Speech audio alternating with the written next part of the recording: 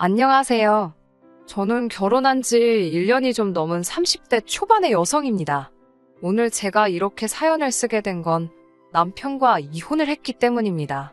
이렇게 표현해도 될지 모르겠지만 시부모님은 너무 무식하신 데다가 완전 무대포가 따로 없으십니다. 그게 고이든 아니든 말이에요. 처음엔 참아보려고 했는데 더는 못 견디겠네요. 저와 남편은 회사 동기의 소개로 만났습니다. 남편이 회사 동기한테 소개팅을 해달라고 자주 졸랐었나 봐요. 회사 동기가 자기가 시달려서 죽겠다며 저더러 나가서 밥 한 번만 같이 먹어주면 안 되겠냐고 통사정을 하더군요.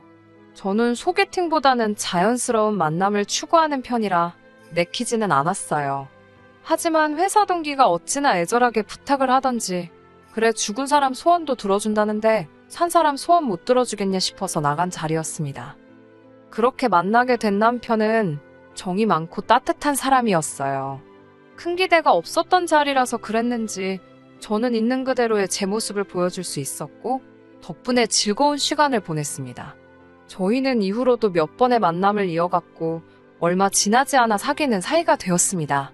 그리고 1년 후 결혼까지 하게 되었지요. 어려서부터 저희 가족은 다들 바빴어요. 사업을 하시는 아버지와 회사를 다니시는 어머니 그리고 저보다 2살 많은 언니까지 모두가 자기 스케줄에 쫓겨 살았지요.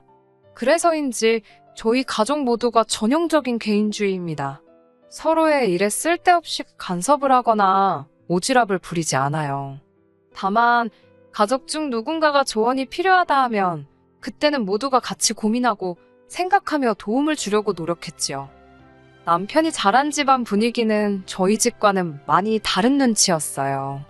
1년 남짓 연애하는 동안 옆에서 지켜보니 시골에 계신 남편 부모님께서는 남편을 정말 과하다 싶을 정도로 많이 챙기셨습니다. 처음에는 정이 많으시구나 생각했지만 나중에는 저렇게까지 싶을 정도로요.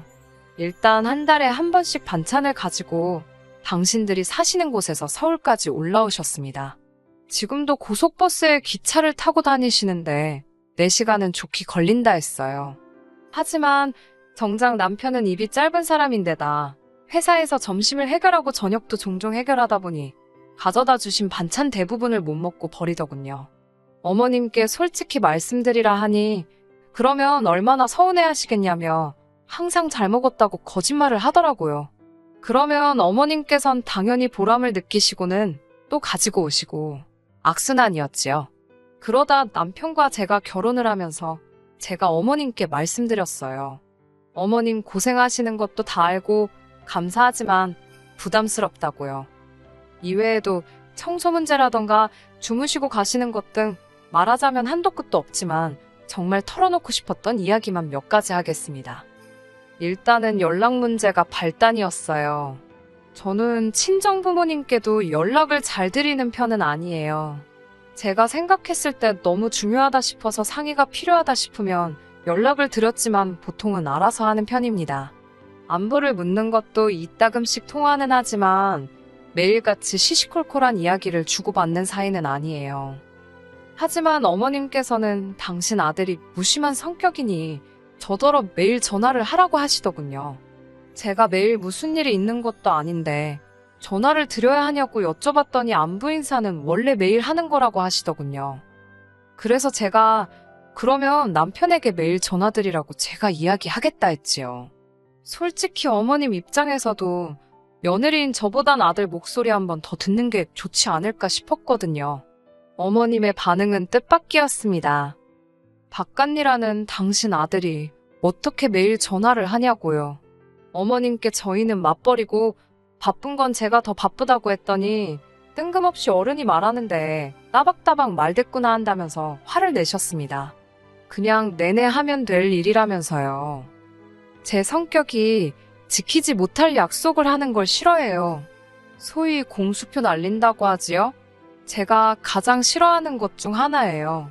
어머님께도 못 지킬 약속 드리고 싶지 않다 하니 됐다며 무조건 전화하라 하셨습니다. 남편에게 어머님께 연락 좀 자주 드리라고 중간에서 내가 난처하다 하니 그냥 30초만 해도 되니까 저더러 해달랍니다. 어머님과 통화할 때 제가 시간을 잴 수 있는 것도 아니고 결국 안 했어요. 저는 마케팅 회사에 다닙니다. 그렇다 보니 프로젝트가 자주 있고 야근도 많고 때로는 주말에도 출근을 해야 할 정도입니다. 너무 바쁜 생활이고 제가 일욕심이 많기도 해요. 그래서 임신은 제가 회사에서 어느 정도 자리를 잡으면 하는 걸로 이야기가 끝난 상황이었습니다. 이 이야기는 남편이 저에게 청혼했을 때 이미 얘기가 된 부분입니다. 만약 남편이 결혼하자마자 아이를 갖고 싶어 했다거나 일에 대한 제 열정과 의지를 이해해주지 못했다면 결혼하지 않았을 거예요. 그런데 문제는 식을 올리고 한 달이나 지났을까 싶은 때였어요. 어머님, 아버님이 신혼여행지에서 뭐 좋은 소식 없었냐고 물어보시는 거예요. 처음에는 무슨 말씀인가 제대로 알아듣지도 못했습니다. 그러자 어머님께서 답답하셨는지 신혼여행 가서는 애는 안 만들었냐고 그러시는 거예요. 그런 질문을 받을 거라곤 예상치 못했기에 좀 놀랐습니다. 남편이 그제서야 어머님, 아버님께 저희의 아이 계획을 말씀드리더군요. 어머님, 아버님께서는 노발대발 난리가 나셨습니다. 여자가 늙으면 애가 멍청하게 태어난다고도 아시고 뱃속에서 잘못될 수도 있다더라. 나름대로 저희에게 겁을 주려 하신 거라고 생각합니다. 하지만 악담이나 다름없던 그 말씀에 마음이 많이 아팠던 것도 사실이에요. 그리고 며칠 뒤 어머님께선 이걸 먹으면 임신이 한 방에 된다더라며 신혼집에 개소주를 들고 오셨습니다. 사실 제가 결혼식을 올리기 얼마 전 키우던 강아지가 별이 되었습니다. 그 슬픔이 다 가시지 않은 상태였고요. 물론 남편만 이 사실을 알고 있었지 시부모님은 모르셨을 거예요. 하지만 아무리 모르셨다고 해도 개소주라니 솔직히 너무 충격이었고 역겹기까지 하더라고요. 마음 같아선 당장 그 물건 챙겨서 집에서 나가달라고 하고 싶었어요.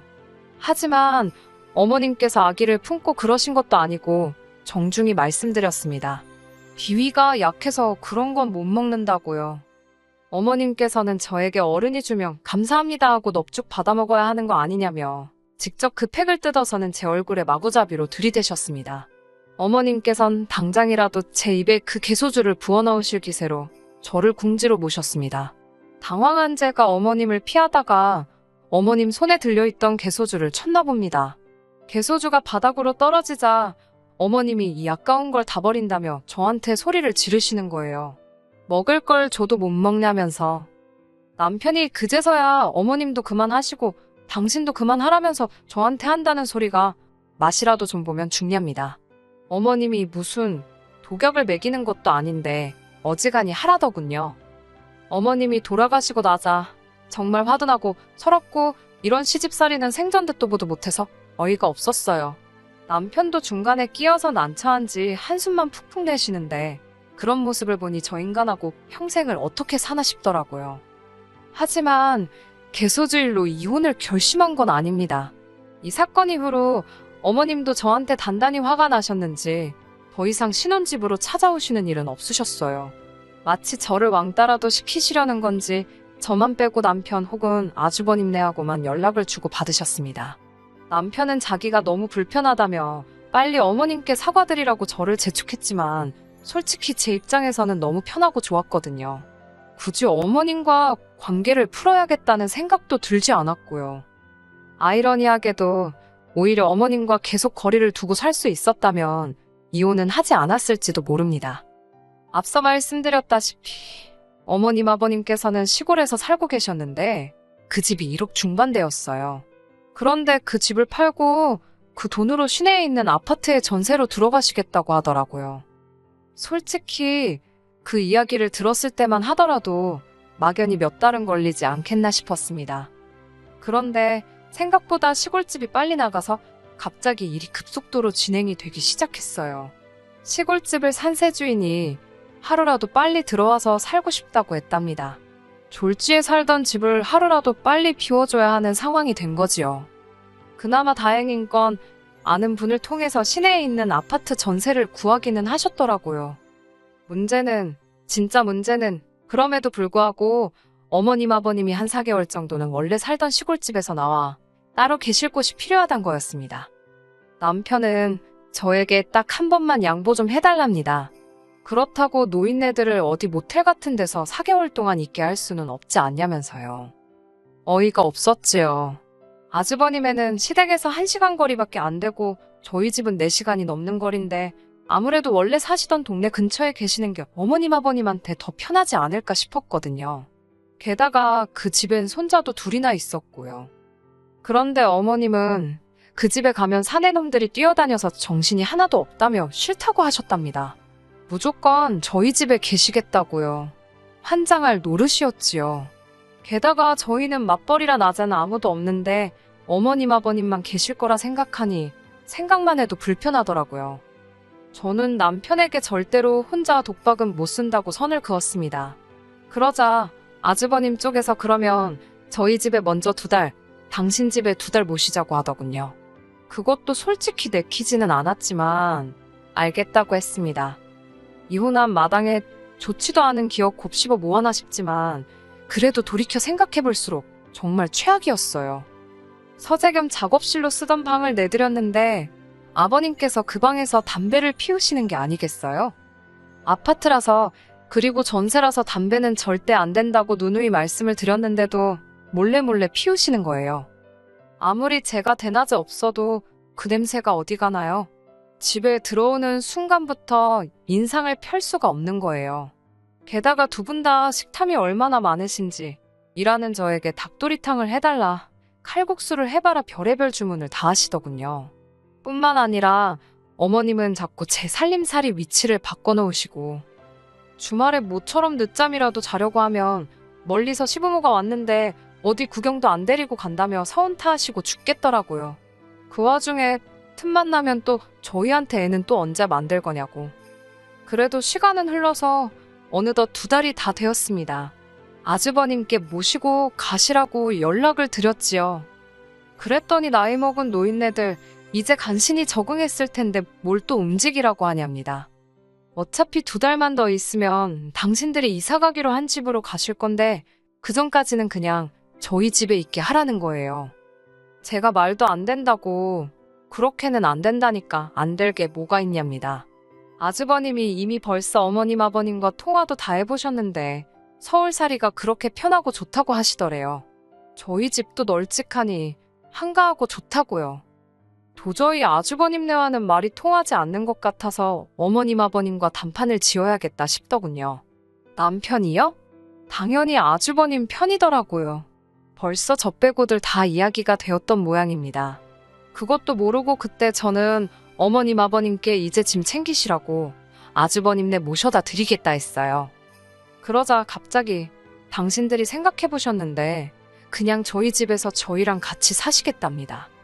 황당하고 어처구니 없는 어머님의 말씀에 결국 제가 딱 잘라 말씀드렸습니다. 그나마 2달 같이 살 수 있었던 건 어머님이 2달 후에 가실 걸 알았기 때문이라고요. 그러자 생활비를 주시겠답니다. 한 달에 50만 원씩 주면 충분하지 않냐고요. 저는 돈도 뭐도 다 싫다고 절대로 더 계시는 건 안 된다고 했지요. 그러자 어머님 아버님도 슬슬 역정을 내시면서 당신들이 뭘 그렇게 불편하게 했냐입니다.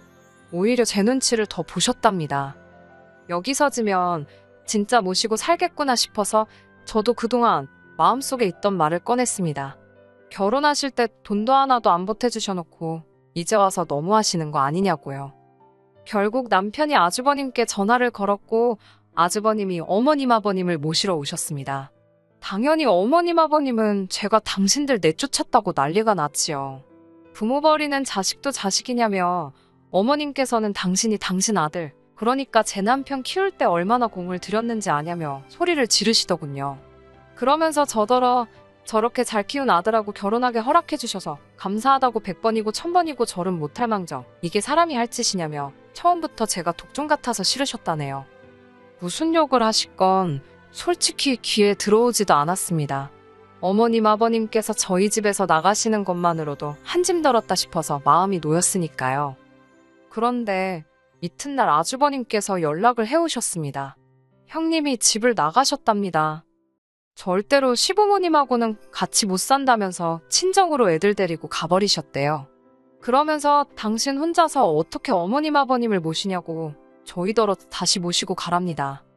아니, 본인 부모님인데 왜 못 모시냐고 물었더니 자긴 아들이지 않냐고 그러시는 거예요. 근래 들었던 말 중 가장 멍청한 소리였어요. 제가 그게 무슨 소리시냐고, 장가가기 전까지 같이 사시지 않았냐니까 뜬금없이 저 때문에 당신 가정이 다 박살이 났답니다. 저 하나 때문에 온 집안이 쑥대밭이 되고 있는 거라네요. 아주버님은 계속해서 저 때문에 이혼당하게 생겼다며 지금 당장 와서는 어머님 아버님을 모시고 가라 했습니다. 목소리에 화가 가득하더라고요. 남편은 그 소리를 듣더니 저만 좀 양보했으면 모두 다 편했을 거라며 왜 번번이 그냥 넘어가도 되는 일을 이렇게 크게 만드냐입니다. 그러면서 진짜 아주버님네 이혼하면 자기는 이제 부모님이랑 조카들을 어떻게 보냐고 악을 쓰더군요. 온 가족이 이렇게 다 제 탓을 하는데 제가 뭐 한다고 이 집 구석에 붙어있나 싶더라고요. 그래서 남편에게 그럼 당신도 짐 싸서 나가라고 했습니다. 이 집 전세로 들어올 때 솔직히 남편은 거의 보탠 게 없어요. 혼수라고 재성에도 안 차는 싸구려 가전제품 몇 개에 경차 하나 사온 게 다거든요. 그나마 차도 저는 원래 타던 차가 있어서 본인이 사온 차는 거의 본인 혼자 타고 다녔고요. 당신 짐 챙겨서 이 집에서 나가라고, 그리고 이혼하자고 했습니다. 아주버님도 이혼당하고 당신도 이혼당하면 두 형제가 알콩달콩 시부모님 모시고 살면 되겠다고요. 남편은 그러자 자기도 지금 미치겠다며 벽에 머리를 쿵쿵 박으며 아주 생쇼를 해댔습니다. 그것도 결혼 초에는 하지 말라고 말렸지만 그땐 지가 지 머리 찢는데 어련히 요령껏 하고 있겠지 싶어서 마음대로 하라고 냅뒀네요. 그리고 결국 저는 이혼했습니다. 그 일이 있고 며칠 뒤 남편은 자기가 생각이 짧았다며 이젠 뭐 제 편이 되어주겠네 어쩌겠네 똥나발을 불던데 들은 척도 안 했어요. 불쌍한 형님은 자기는 애들 때문에 이혼은 못한다면서 저한테 자긴 이제 어쩌냐고 질질 짜더라고요. 같은 여자로서 불쌍하긴 했지만 제가 뭐 달리 도와줄 수 있는 일이 없었습니다. 남편이 사온 몇 안 되는 싸구려 가전제품은 아파트 1층에 다 끄집어내놓고 남편에게 문자 한 통 남긴 뒤 어디로 간다 말하지 않고 이사했습니다. 건너 들은 바로는 시부모님이 시골집 팔고 받으신 돈으로 서울 외곽 쪽에 반지 하방을 구하셨답니다. 남편도 지금 그 집에 들어가 있고요. 이제 문제아인 제가 없으니 그 집은 참 평화롭고 행복하겠지요. 저도 지금 너무너무 행복합니다. 끝까지 들어주셔서 감사합니다. 오늘의 사연은 여기까지입니다. 구독과 좋아요, 알람 설정 부탁드리고 더 좋은 사연으로 다시 찾아뵙겠습니다. 감사합니다.